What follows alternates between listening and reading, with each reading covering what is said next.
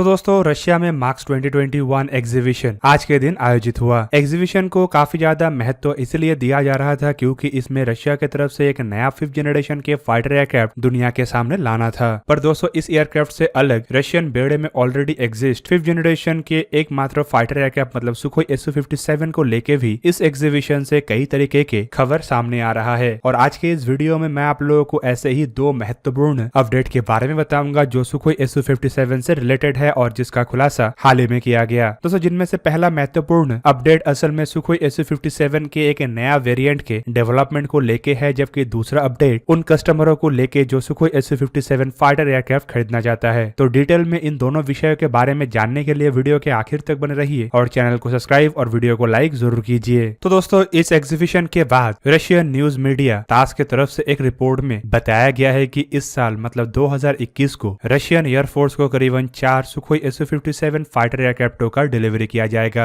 जो कि उन 76 एयरक्राफ्टों में से ही है जिनका कॉन्ट्रैक्ट सुखोई कॉर्पोरेशन के साथ रशियन डिफेंस मिनिस्ट्री का हुआ था। कॉन्ट्रैक्ट के तहत पिछले साल दिसंबर महीने में रशियन बेड़े को अपना पहला सुखोई Su-57 फाइटर एयरक्राफ्ट के ऑपरेशनल वेरिएंट डिलीवर किया गया था। जबकि इस रिपोर्ट में यह भी बताया गया है कि इस बात का confirmation Russian president Vladimir Putin के साथ यूनाइटेड एयरक्राफ्ट कॉर्पोरेशन के हेड यूरी स्लायासार के तरफ से दिया गया, जबकि उनके तरफ से यह भी जानकारी दिया गया है कि सुखोई Su-57 के कई तरीके के अन्य वेरिएंटों को भी बनाया जाएगा, जिसका काम संभावित इस साल बड़े स्तर पे शुरू किया जाए। जबकि उन्होंने ये भी जिक्र किया कि उनका जिम्मेदारी है कि एयरक्राफ्टों के अलग अलग वेरिएंट को लेके टेक्निकली संपूर्ण तैयारी रखा जाए ताकि कस्टमर एक्सपेक्टेशन को देखते हुए ऐसे वेरिएंटों का निर्माण किया जा सके। मतलब दोस्तों इससे एक तरीके से ये साफ है कि रशिया सुखोई Su-57 के कई वेरिएंटों का निर्माण करेगा जो बेसिकली कस्टमरों को देखते हुए ही किया जाएगा। दोस्तों ऐसे कस्टमरों में जहाँ पे अन्य देशों के एयरफोर्सेस भी शामिल हो सकता है, तो वहीं पे संभावित ये रशिया के आवश्यकताओं को देखते हुए भी तब्दीली हो सकता है। खास करके जैसे पहले रशिया की तरफ से सुखोई 27 के बेस पे अन्य फाइटर एयरक्राफ्टों का निर्माण किया गया, तो शायद आने वाले समय में रशिया सुखोई Su-57 के बेस पे ही अपनी आवश्यकताओं को देखते हुए अन्य एयरक्राफ्टों का निर्माण करे, या अमेरिका के F-35 के प्रोजेक्ट की तरह अपने फोर्सेस के लिए अलग अलग वेरिएंटों का निर्माण करे। पर उनके तरफ से ये जानकारी नहीं दिया गया है कि कितना वेरिएंटों का निर्माण किया जा सकता है और कितने संख्या में ये वेरिएंट अन्य देश या फिर रशिया की तरफ से खरीदा जा सकता है। पर यह संकेत है कि एयरक्राफ्टों का मास प्रोडक्शन जल्द ही शुरू किया जाएगा और ये खाली एयरक्राफ्टों का ऑर्डर 76 तक सीमित नहीं रहेगा, बल्कि इसके बाद यह संख्या कई 100 बढ़ सकता है। दोस्तों इसी साल के जून महीने के 16 तारीख के दिन रशिया के deputy prime minister Yuri Borisov के तरफ से भी जानकारी दिया गया था कि सुखोई डिजाइन ब्यूरो और रशियन डिफेंस मिनिस्ट्री के बीच में चर्चा हो रहा है कि एयरक्राफ्टों के एक ट्विन सीटेड वेरिएंट को तैयार किया जा सके। सुखोई डिजाइन ब्यूरो के तरफ से इसके ट्विन सीट कॉकपिट के डिजाइन के ऊपर भी काम किया जा रहा है। और दोस्तों आपको जान के हैरानी होगा कि रशिया इसे टोटली एक्सपोर्ट पोटेंशियल को देखते हुए निर्माण कर रहा है। यूरी बोरिसोव के मुताबिक ट्विन सीटेड वेरिएंट बनने के बाद एयरक्राफ्टों के एक्सपोर्ट पोटेंशियल काफी गुना बढ़ जाएगा और ट्विन सीटेड वेरिएंट के नाम आते ही FGFA का भी चर्चा बढ़ जाता है। दोस्तों आपके जानकारी के लिए बता दूं कि भारत जो FGFA प्रोजेक्ट से बाहर निकल चुका है, वो एयरक्राफ्ट असल में सुखोई Su-57 के बेस पे ही बनने वाला 5th जनरेशन के फाइटर एयरक्राफ्ट था, जिनमें कई तरीके के तब्दीली तो था, लेकिन सबसे प्रमुख तब्दीली एयरक्राफ्टों के ट्विन सीटेड वेरिएंट होना है। और इसी वजह से जब ट्विन सीटेड वेरिएंट के निर्माण और इसे एक्सपोर्ट पोटेंशियल के रूप में देखा जा रहा है, तो भारत का चर्चा होना तो आवश्यक था। दोस्तों सुखोई Su-57 फाइटर एयरक्राफ्ट का जो पहला फ्लाइट हुआ था वो असल में 29 जनवरी 2010 के दिन हुआ था और 2020 के एंड में रशियन आर्म फोर्सेस को अपना पहला सुखोई Su-57 फाइटर एयरक्राफ्ट का डिलीवरी हुआ था। रशिया के मिलिट्री की तरफ से टोटल 76 ऐसे एयरक्राफ्टों का ऑर्डर 2018 में प्लेस किया गया था, जो बेसिकली यूनाइटेड एयरक्राफ्ट कॉर्पोरेशन और रशियन डिफेंस मिनिस्ट्री के बीच में एक डील के तहत आगे बढ़ाया गया। दोस्तों फिलहाल अगर इन एयरक्राफ्टों के प्रोडक्शन रेट को देखें और 76 एयरक्राफ्टों के डिलीवरी के एस्टिमेशन को देखा जाए, तो आपको पता चलेगा कि रशिया इसमें काफी धीमा गति से आगे बढ़ रहा है और रिपोर्टों के मुताबिक शायद रशिया को 2028 तक ही इन सभी 76 एयरक्राफ्टों का डिलीवरी संभव हो पाए। ऐसे में एक्सपेक्ट किया जा रहा है कि इतने समय तक तो यूरोप और अमेरिका के तरफ से अपने 5th जनरेशन के बाद 6th जनरेशन के फाइटर एयरक्राफ्ट को भी दुनिया के सामने ला लिया जाए। और दोस्तों इन्हीं चुनौतियों को देखते हुए शायद रशिया की तरफ से ऑल्टरनेटिव तरीकों को ढूंढा जा रहा है ताकि एक से अधिक एयरक्राफ्टों को रशियन फोर्सेस के द्वारा खरीदा जा सके और एक से अधिक पैरेलल लाइनों में इसके प्रोडक्शन किया जा सके, जिसका एक बेहतरीन तरीका एयरक्राफ्टों के अलग अलग वेरिएंट का निर्माण करना, जिनमें नेक्स्ट वेरिएंटों में अपग्रेडेशन करते हुए एयरक्राफ्टों के ताकत को भी मजबूत किया जा सकता है। दोस्तों अगर देखा जाए तो एयरक्राफ्टों के पहला बेसिक वेरिएंट से अलग वेरिएंट का खुलासा 2019 के एयर शो के दरमियान किया गया था। उस समय यूनाइटेड एयरक्राफ्ट कॉर्पोरेशन के तरफ से सुखोई Su-57 के एक एक्सपोर्ट वर्जन को अपने एग्जीबिशन के द्वारा दुनिया के सामने लाया गया था, जिसे सुखोई Su-57E या फिर export model of Sukhoi Su-57 कहा जा रहा था। दोस्तों दूसरी तरफ नए वेरिएंटों के बात इसीलिए भी किया जा रहा है क्योंकि रशिया अभी तक एयरक्राफ्टों के सेकेंड स्टेज के प्रोडक्शन का तैयारी नहीं कर पाया। यहाँ पे सेकेंड स्टेज मतलब एयरक्राफ्टों में इस्तेमाल होने वाले नए इंजनों के साथ एयरक्राफ्टों का प्रोडक्शन। नए इंजन को लेकर रशिया की तरफ से 2017 से ही काम किया जा रहा है और माना जा रहा है कि 2022 में नए इंजन तैयार हो जाएगा और इसके बाद ही रशिया इन एयरक्राफ्टों का फुल स्केल प्रोडक्शन करेगा। इवन दोस्तों नए इंजन के साथ भी रशिया नए वेरिएंट को सामने ला सकता है। दोस्तों अब चलिए जानते हैं कि रशिया अगर एयरक्राफ्टों के एक्सपोर्ट मार्केट के पोटेंशियल को देखते हुए नया वेरिएंट तैयार करने का इरादा कर रहा है तो कौन कौन सा ऐसा देश है जो रशिया के इन एयरक्राफ्टों को खरीदने में इंटरेस्ट जता रहा है। दोस्तों तास न्यूज के अन्य एक रिपोर्ट में इस बात का भी खुलासा किया गया है और जानकारी दिया गया है कि करीबन 5 ऐसे देश है जो रशिया के सुखोई Su-57 फाइटर एयरक्राफ्टों को लेके इंटरेस्टेड है। इवन दोस्तों ये जो जानकारी है ये ऐसे वैसे किसी सोर्सेज की तरफ से नहीं दिया गया बल्कि रोस्टैक कॉर्पोरेशन के सीईओ अलेक्जेंडर मिकोयेव के तरफ से मंगलवार मतलब एयर शो के पहले दिन में दिए गए बयान को कोट करते हुए बताया गया। उनके द्वारा दिया गया बयान के मुताबिक ये जो फाइटर एयरक्राफ्ट है ये दुनिया के एक बेहतरीन फाइटर एयरक्राफ्ट में से एक है जिनमें कई तरीके के ऑपरेशनल कैपेबिलिटीज है। इवन इसके अलावा एयरक्राफ्ट के पास कई तरीके के एडवांटेजेस भी है और इस एयर शो के दरमियान हमारे पार्टनर्स के लिए हमारे तरफ से एक प्रेजेंटेशन भी किया जाएगा जो एयरक्राफ्ट के फीचर्स और एयरक्राफ्ट के हथियारों को लॉन्च करने के कैपेबिलिटी को दर्शाएगा जो कि एक्सटर्नल और इंटरनल हार्ड पॉइंट्स में है और इस तरीके से हम भविष्य में एयरक्राफ्टों के डिमांड को बढ़ा सकेंगे। और उनके द्वारा ये भी बताया गया कि 5 कंट्रीज है जो ऑलरेडी एयरक्राफ्ट और इसके प्रोजेक्ट को लेके काफी इंटरेस्ट जता रहा है और उनके साथ हमारे मतलब रोसावरण एक्सपोर्ट का चर्चा भी हो रहा है। दोस्तों ऐसे में सबसे बड़ा सवाल उठता है कि उन 5 देशों में कौन कौन हो सकता है। फिलहाल तो इन 5 देशों में से किसी का भी नाम का खुलासा नहीं किया गया और ना ही ऐसा कोई इंडिकेशन दिया गया है जिससे हमें पता चले कि इन 5 देशों में कौन कौन सा देश हो सकता है। पर अगर देखा जाए तो इसमें सबसे अधिक पोटेंशियल अल्जेरिया को लेके है क्योंकि ऑलरेडी कई बार कई तरीके के ऐसे रिपोर्ट आ चुका है जिनके द्वारा दावा किया गया कि अल्जेरिया और रशिया के बीच में 5th जनरेशन के इन फाइटर एयरक्राफ्टों को लेके ऑलरेडी एक समझौता हो चुका है और अल्जेरिया दुनिया का ऐसा पहला देश बनेगा जो रशिया के इन 5th जनरेशन फाइटर एयरक्राफ्टों का इस्तेमाल करेगा, मतलब रशिया के बाहर के ऐसा पहला कस्टमर। दोस्तों इसके अलावा अगर अन्य संभावनाओं को देखा जाए तो एक बड़ा नाम टर्की का भी सामने आता है, खास करके तब जब S-400 खरीदने के बाद टर्की को F-35 प्रोजेक्ट से बाहर निकाला गया और दोस्तों इसके बाद टर्की एक तरीके से रशिया के करीब आता गया और अमेरिका से दूर होता गया। दोस्तों टर्की F-35 के कमी को दूर करने के लिए प्रयास कर रहा है। इन प्रयासों में सबसे पहला तो चर्चा सुखोई Su-57 को लेके ही हो रहा है, लेकिन दूसरी तरफ चर्चा टर्की के खुद के 5th जनरेशन के फाइटर एयरक्राफ्ट के प्रोजेक्ट को लेके भी होता है। पर इस प्रोजेक्ट को भी सफल करने के लिए टर्की को किसी न किसी देश का सहारा चाहिए और ऐसे में अमेरिका तो टर्की को सहारा देने वाला है नहीं और यूरोप के देश भी टर्की से अपना हाथ हटा रहा है। ऐसे में सहारा हो